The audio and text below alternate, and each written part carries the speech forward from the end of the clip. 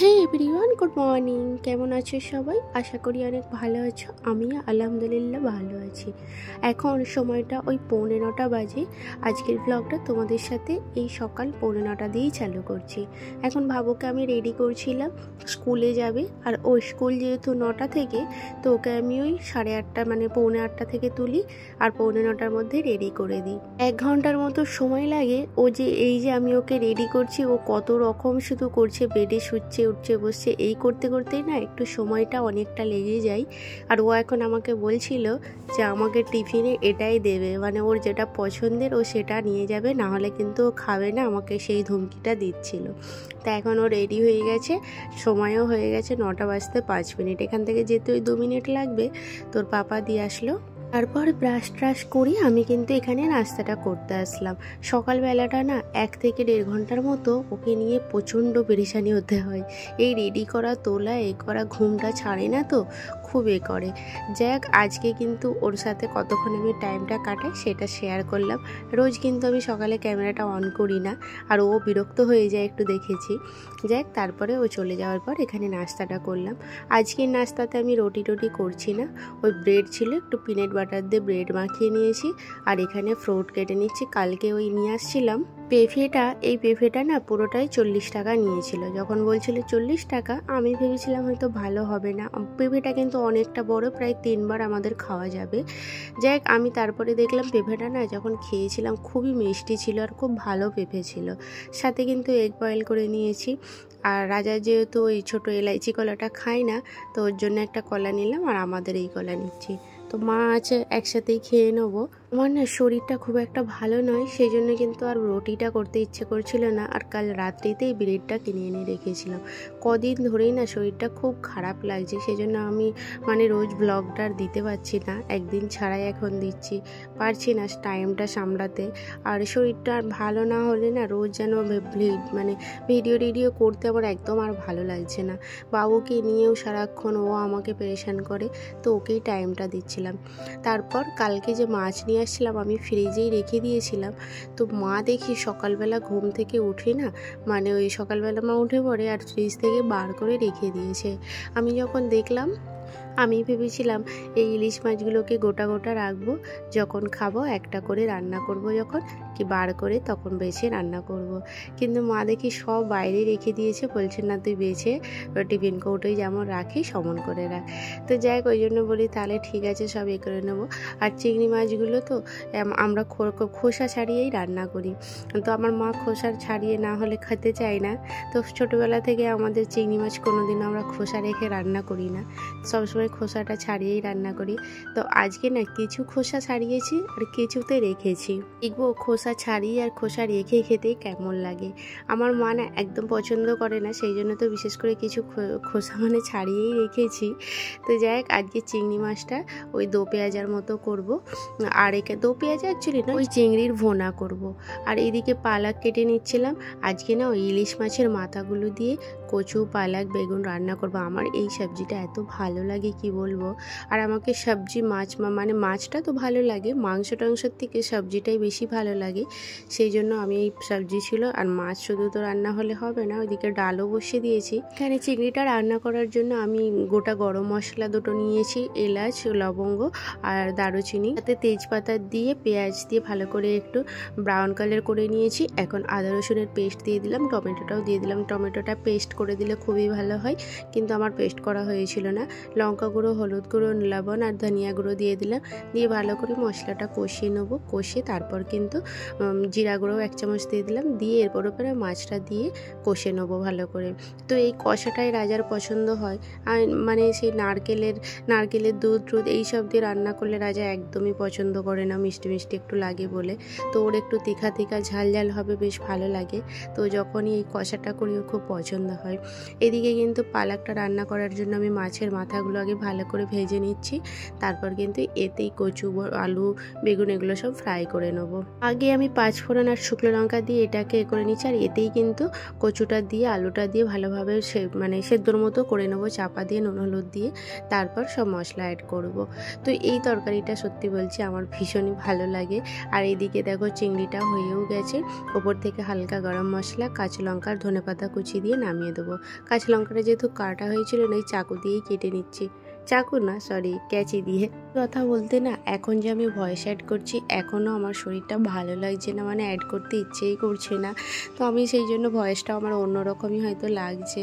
তো যাই হোক, আমি এই এখন ঘুম থেকে উঠেছি, এখন ঘুম থেকে উঠে না ভয়েসটা অ্যাড করে আজকেই ছাড়বো। আমি মানে আজকেই অ্যাড করছি, ভয়েস অ্যাড করছি আর আজকেই আমি ছাড়বো।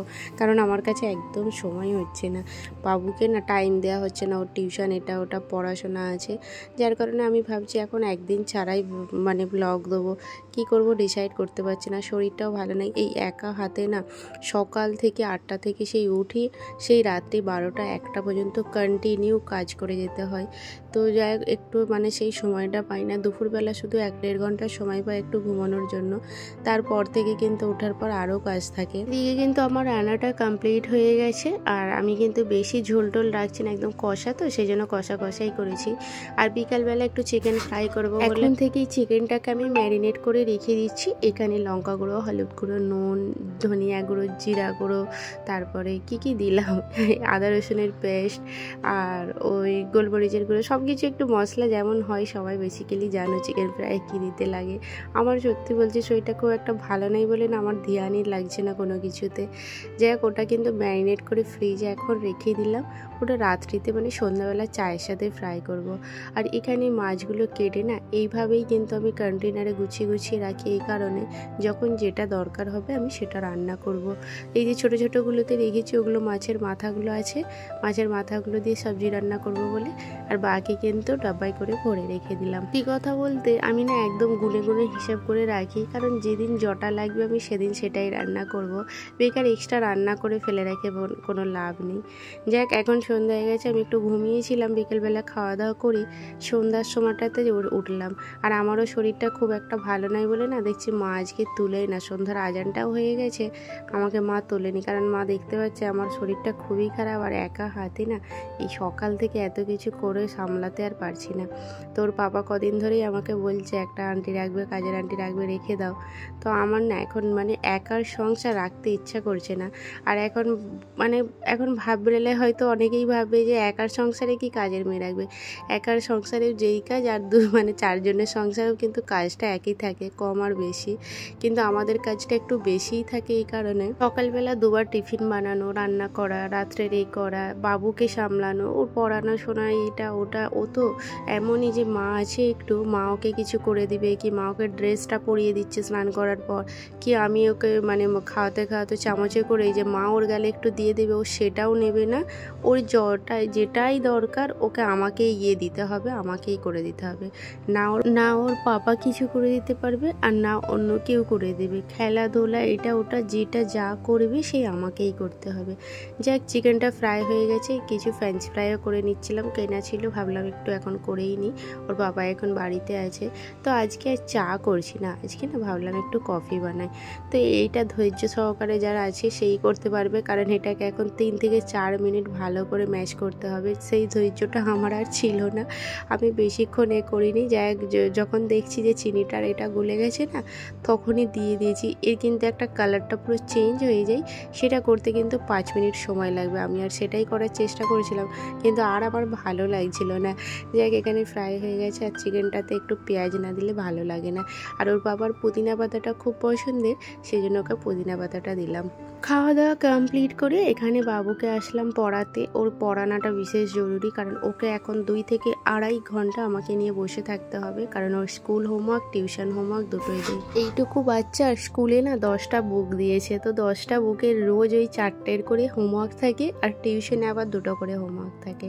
তো ওকে ওইদিকে আমি পড়াচ্ছিলাম, তারপর এখানে এসে রান্নাটা বসালাম। ওর পড়াটাও হয়ে গেছে, দেখছো এমন করে না উংলি দিয়ে শুধু ফোনটাকে, মানে ও কিছু বলবে না, আমি যখন কাজের ধ্যানে থাকি তো আমি জানি না কখন লকটা খুলে নিয়ে চলে যাই।